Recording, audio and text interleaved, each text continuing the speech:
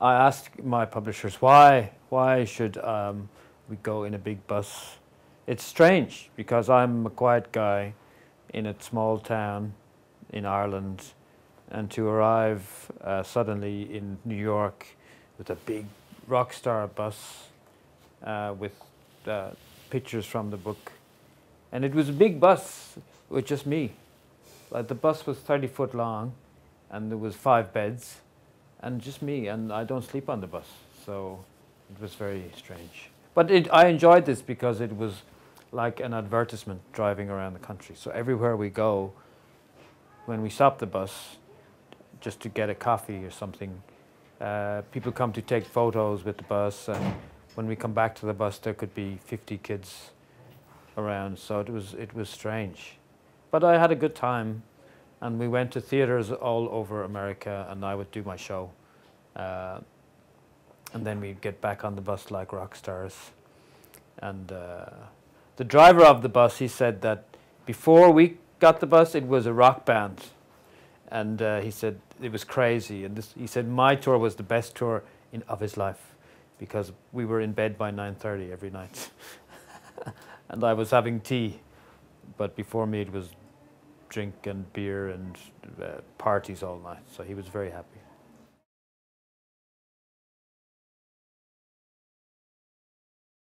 The tour was called Fairies, Fiends and Flatulence. I think the Fairies and Fiends, it's obvious because that's my books. And also Flatulence, there is one character in the book who has a problem, shall we say. But in the show then, I think some boys come and they expect flatulence in the show. So they expect me to produce flatulence. So I must say at the beginning, I'm sorry, there will be no flatulence unless we have a volunteer who can come now. And very often the hands will go and boys will say, me. I drink Pepsi, me. So, but we had to ban flatulence. It's not allowed in theatres in case there's a match, and then trouble.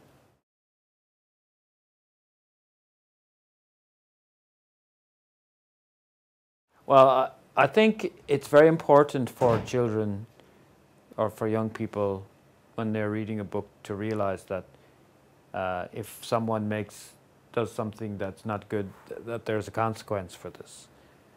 So I have to show what happens if Artemis does something wrong, then somebody else will suffer, maybe his family or his friends. And also to show that it's a very good message, I think, that a child can evolve and can learn and not just stay bad. But the problem with this then is you lose your main character.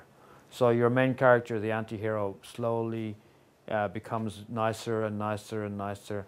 So I have to think of ways for him to go back to being an anti-hero. And that is the big challenge with each book. So in one book, for example, he loses his memory. So he wakes up and he is the same as he was 2 years ago. So he's bad again. In another book, he goes back in time and fights himself when he was bad.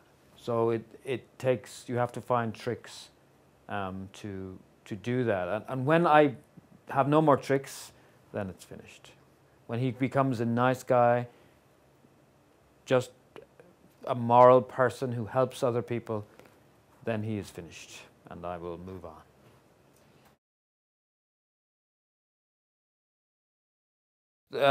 It is difficult sometimes to write about a genius when you are not a genius yourself. So something that Artemis says in 2 seconds, it would take me maybe a week to think about this. And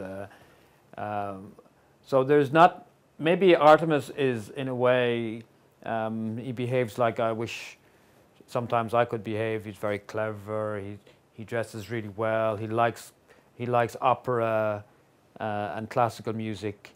So sometimes I'm the opposite of that. I like heavy metal. I have a suit today, but I don't dress like this. This is very abnormal. I think my wife would not recognize me now, only for tours. So I'm a scruffy person. I'm not organized. So in many ways, Artemis is how I feel I should be, except for the criminal activities, which is, bad. Apparently, that's bad.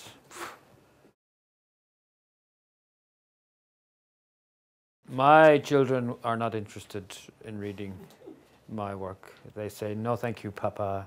We are busy reading Phil Pullman. So go away." But no, I don't. I'm very private about my work. I don't discuss with anybody. The main challenge here, I think, is to make the fairy world coexist with the human world, believably. Generally, in magical books, it's another world. It's not our world. And so you can go to Narnia, and that's fine, because it's somewhere else. But in these books, it's Earth now, and most of the adventure takes place in the human world. So you have to make these characters believable in France, for example, or in Ireland, or wherever they travel. And that's what I find difficult. So I treat the fairies really as little humans.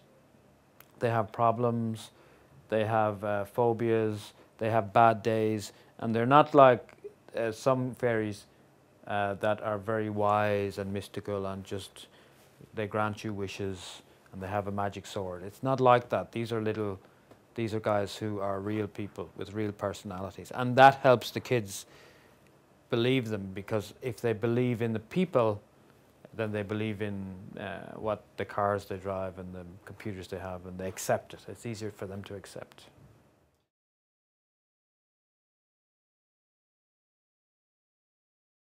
Comedy is a big part of my work, and in every book, and it's something sometimes I try not to do, but it's like I'm addicted to comedy. If I see a situation where a joke will work, I must use that joke. So I'm accepting it now. And also, again, it's for me, when I was working as a teacher, I realized that comedy is a great way to get boys reading, because they love to laugh and they like jokes. And so I would use it a lot in teaching to make the boys listen. And it works well also in literature, because they like to read, and they will read a book just for the jokes. So it's a good tool to have.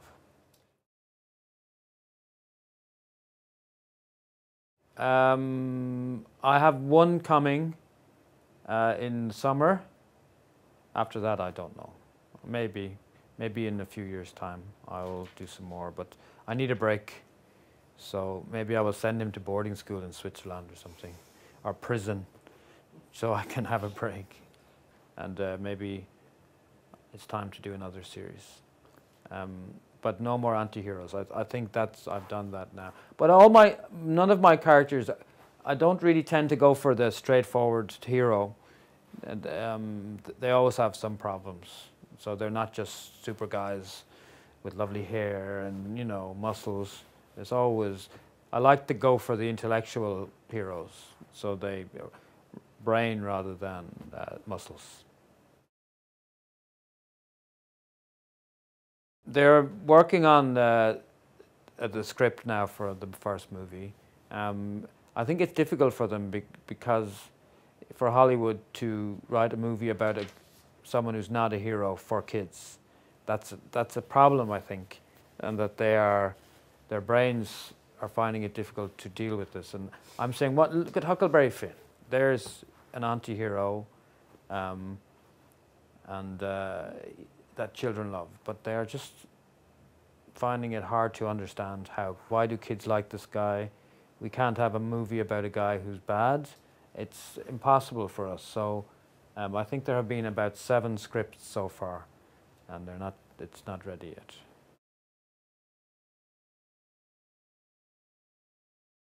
It was a very difficult decision, and I still think about it all the time. Should I have done this? It's not a career decision, because I felt that I could my career was strong enough now that I could take it on without being damaged, and I could go back to Artemis. But why do it? I think it was a combination of my ego, because I was asked to do it, and a small part of me said, yes, you could do a good job. But also I think it was a personal thing, because I'm such a huge fan of H2G2, and I was asked by the family. So it became very personal. But I didn't realize how strong the reaction would be and how much people love this book. But it's okay now. For 6 months before the book came out, there was a lot of negative stuff on the internet, but everybody's happy now. Well, most people are happy now. Oh, I was a huge fan as a teenager. I had read all the books several times, and I read them again before I decided, just to see if they were as good as I remembered, and also to see if I felt there was a need for an ending. And I found that I thought I could finish it nicely in a way that was sympathetic to the originals.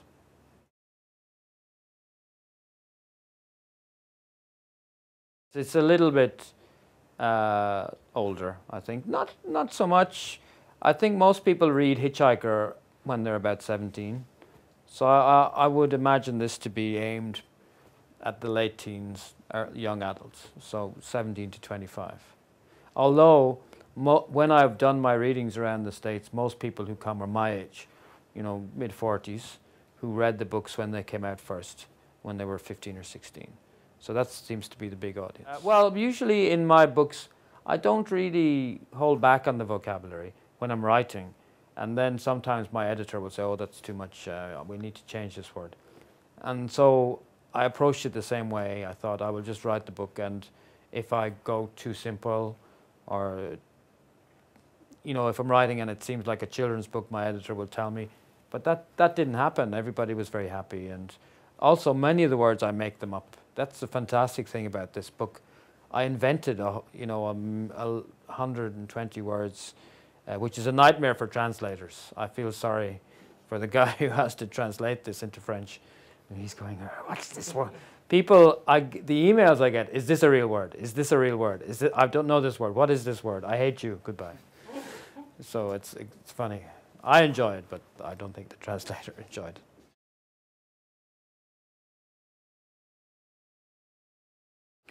It was difficult, but this is something that I have always been good at, even as a child, when I was studying in school. If I was studying Shakespeare or something, and we needed to write an essay, I always tried to write in the style, just for an exercise, for fun, of the writer. So I've kind of always had that little talent. But I didn't want to copy Douglas because he's too much of a genius, and you can't win that battle for an entire book. So what I decided to do was to start out in the style of Douglas, but then gradually change over to the style. And I changed his characters as well. Arthur Dent, for example. In Douglas's books, Arthur Dent basically complains all the time. That's his character. He complains and he wants tea.